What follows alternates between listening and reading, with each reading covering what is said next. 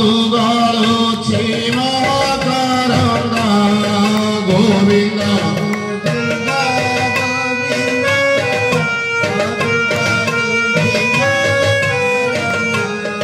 ସେ ମକରନ୍ଦ ପାନ କରି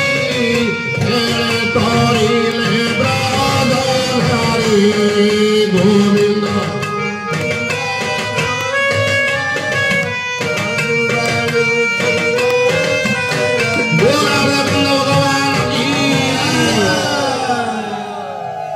तो समस्त आपण मैंने जानते अधिक गाई समय नष्ट करने दरकार नहीं कहीं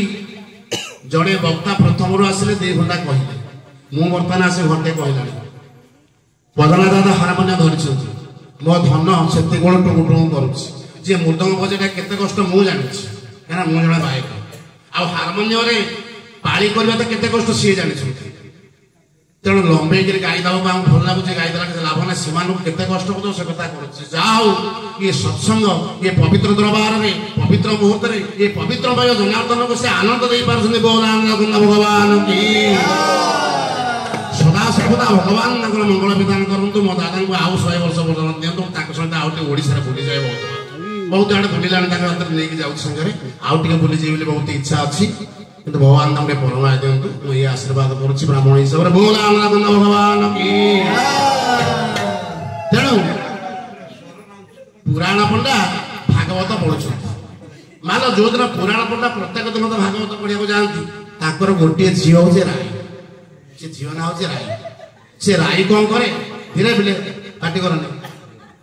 राई माँ सबुदिन बाप साथ जाए पुराण शुणा कौन से बुझे कौन ना किंतु प्रत्येक दिन से भागवत शुणा बापा सागर जाए मंदिर बेड़ा परिक्रम कर बाप बेड़ार बस भागवत पढ़े सी मंदिर चारिपट बुल जगन्नाथ पाखे जाए ध्यान करके बस जगन्नाथ पाखे ध्यान कर एक लय बस एमती पर ये जगन्नाथ सहित घनिष्ठ गोटे भाव पलैगला कहार ना राई बाप सदाबले जाऊँ भागवत पुराण करने राई सदा बापा सागर जाए जगन्नाथ सहित प्रेम करते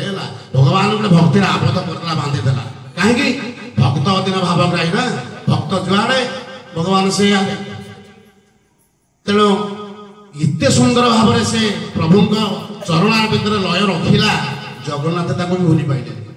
प्रत्येक दिन सी सदा चाहिए मुझे राय की देखा है बापा सागर सदा पुराण शुणा जाए पुराण बापा पढ़ते सी बोले एमती दिनकर घटना माँ मैंने 15 दिन श्राद्ध पहला पितृ श्राद्ध से निमंत्रण कार्ड के धरी जगन्नाथ को पाद तीर धोला पाद तल धरला हे प्रभु हे बलियार भुज हे चका डोला हे चका नयन मोर आज पितृश्राद्ध आपण को मु जोड़ हस्त निवेदन करुच्ची आपण पुर को टे स्वग्रह को प्रत्यावर्तन करेंगे बोला जगन्नाथ भगवान की तेणु श्राद्ध